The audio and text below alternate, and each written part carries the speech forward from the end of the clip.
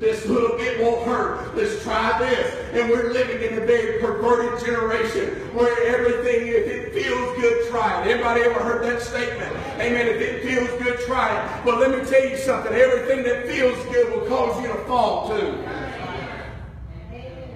I know.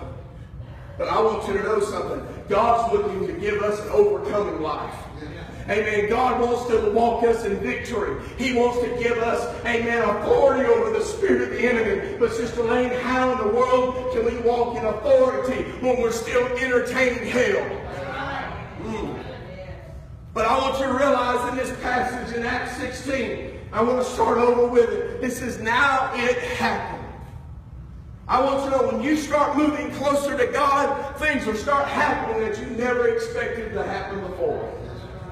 Oh, he don't care as long as you lay dormant and you are just a numb Christian. Amen. He doesn't care what you call yourself just as long as you ain't walking in it. And when you get closer to his will and you start living in his way, I want you to know the devil will show up right there and he'll try to start coming against you because he wants you out of the way.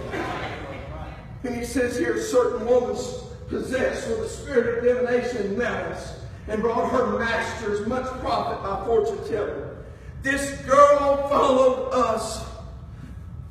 Paul and us, who cried out, these men are the servants of the Most High God, who proclaim to us the way of salvation. Let me tell you something. This spirit was not praising the men of God.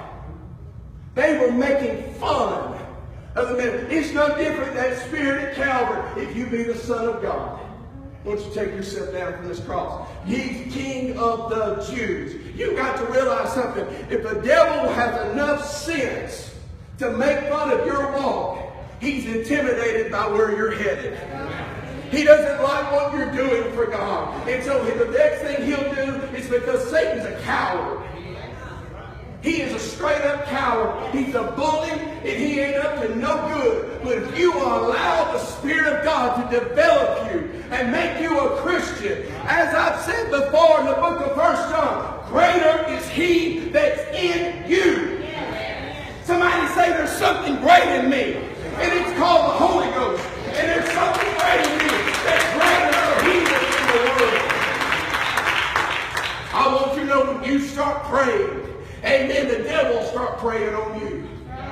You hit your knees. I'm not talking about just physical knees. I'm talking about knees in the heart. When Satan begins to see you surrender to God and seek God like you've never done before, I want you to know that Satan will begin to seek after you too.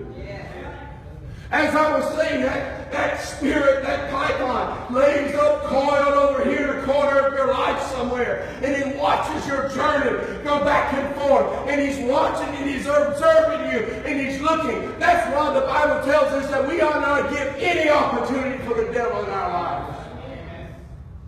Even goes as far as to say they're staying from the appearance of evil. You can be at the wrong place doing the right thing, but you can be at the wrong place at the wrong time, and the devil will conquer you. He says here, he said these servants are the servants of the Most High God. But you got to understand, when you start praying, you start seeking God, amen, the devil starts seeking you. Listen to Mark 14:38. Keep alert. Somebody say alert. And pray. He said, otherwise temptation will overpower you. Anybody ever been tempted? I have. But you know something? If I don't stay alert and I'm not in a position of praying, amen, I want you to know what will happen is that temptation will overtake you. And then he goes on and says, for though the spirit is willing, and the body is weak. Our flesh is still fallen. It has not received its spiritual redemption. That won't happen until God comes back for us. But what we have received, Brother Wayne, is a spiritual redemption in our soul. And that's where your power lies. And that's why the devil wants to wrap himself around your heart to choke the life out of you. Oh, when we begin to seek God, Satan begins to seek us. But you got to have a prayer life. The Bible tells us in Jude 1:20, he said, but you, dear friends, carefully, somebody say carefully.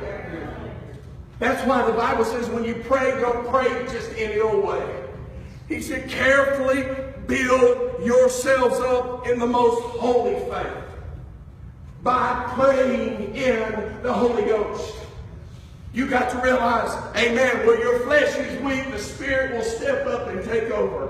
And the Spirit of God will pray things through you to help you overcome the battle that you're up against. Can you say praise the Lord? That's why